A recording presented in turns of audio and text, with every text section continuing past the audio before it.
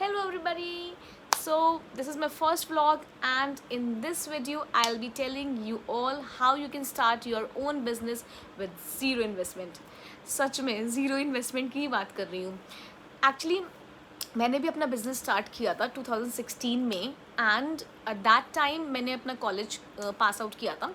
तो अब obviously joining letter के लिए बहुत मतलब ऑफ़र लेटर के लिए तो बहुत टाइम लग जाता है. आपको एक कंपनी ने जॉब दे दी, उसके बाद उनकी जॉइनिंग डेट कब आएगी या हमें नहीं पता ये. तो मेरे को तो आई थिंक बहुत टाइम बाद आई थी and may be around 7-8 months बाद. तब जब 1-2 महीने हो गए मुझे लगा कि यार पता नहीं क्या हो रहा है, जो आएगी नहीं आएगी. तो मैं एक दिन इंस्टाग्राम चला रही थी. मैंने सोचा कि चलो ठीक है, लेट्स डू समथिंग, कुछ तो देखते हैं, कुछ तो करते हैं, खाली तो नहीं बैठना है अभी ऐसे. तो मैंने वहाँ पे मुझे क्राफ्ट का बहुत शौक़ है, बहुत ज़्यादा शौक़ है. तो मैंने वहाँ पे क्राफ्ट पेजेस देखे. उसके बाद मेरे दिमाग में एक आइडिया आया कि चलो अपना पेज बनाते हैं. तो मैंने अपना पेज बनाया. फिर उसके बाद मेरे को पता नहीं था तब कि रीसेलिंग क्या होती है एंड क्या क्या चीज़ें हो रही हैं. Obviously I was new to that business. तो मैंने लोगों के उससे पहले तो मेरे को लगा कि शायद मैं उनसे फ़ोटोज़ लेके एंड देन पोस्ट कर सकती हूँ अपने में. मेरे को नहीं पता था कि ये सही नहीं है. ऑब्वियसली जो कि सही नहीं है अब सब पता है बट उस टाइम मेरे को नहीं पता था. तो मैंने उनसे फ़ोटोज़ लिए. ऑब्वियसली उसके लिए एक आध लोगों ने फिर मेरे को जब बोला कि आप ऐसे नहीं कर सकते हो, आप फ़ोटोज़ नहीं ले सकते हो, आप के ऊपर ये लग सकता है, आई मीन व्हाट नॉट. तो फिर मैंने कहा अच्छा ठीक है, ओके. फिर उसके बाद मेरे को पता चला कि रीसेलिंग भी होती है कुछ. रीसेलिंग क्या होती है? रीसेलिंग का मतलब ये है कि मैं अपने पेज पे कोई प्रोडक्ट्स डाल रही हूँ बट वो मैं खुद नहीं बना रही हूँ, खुद नहीं बेच रही, खुद मेरे वेयर हाउस में नहीं बन रहा है. बट वो हमें कहाँ से मिल रहा है? हमें अपने मैन्युफैक्चरर से मिल रहा है. हमने जैसे डील कर रखी है, वो हमें प्रोडक्ट का फ़ोटो भेजते हैं विद ऑल द डिस्क्रिप्शन कि क्या क्या फ़ोटोज़ रिक्वायर्ड कितनी होंगी इसमें, या कस्टमर से आपको क्या क्या मांगना है. वो हमें सपोज़ प्राइस बताएंगे 500 रुपये का है. अब हम अपने पेज में जब डालेंगे उसको तो हम उसको बता सकते हैं कि वो 600 रुपये का या 700 रुपये का है. एज़ पर हमारे ऑडियंस के क्या नीड्स हो सकते हैं, हमारे ऑडियंस का कितने में वो ले सकते हैं.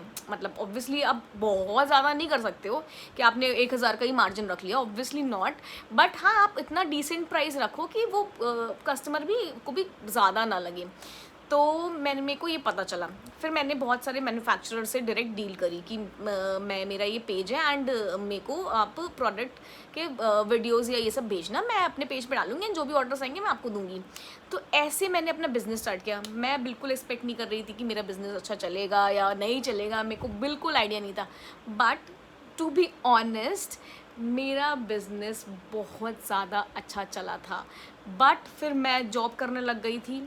उसके बाद क्या हुआ, कुछ टाइम तो मैंने चलाया कि ठीक है, बट फिर ऑन ऑफ हो रहा था कि मतलब कभी डाल रही थी पोस्ट, कभी नहीं डाल पा रही थी, कभी काम ज़्यादा था तो नहीं उतना रेगुलर हो पा रही थी. तो इंगेजमेंट भी ना ऐसे थोड़ा कम होती जाती है, मतलब आपको इतनी इंगेजमेंट नहीं मिलती है. तो आपको क्या करना होता है कि आपको रोज़ तो डालना है. पोस्ट अगर है तो आपको मतलब आपने इंस्टाग्राम पेज बनाया, आपको रोज़ डालना है, नहीं तो आपकी इंगेजमेंट कम हो जाएगी. फिर धीरे धीरे ग्रेजुअली ना मैंने अब उसमें डालना ही बंद कर दिया. वैलेंटाइंस पे बहुत ऑर्डर्स आते थे.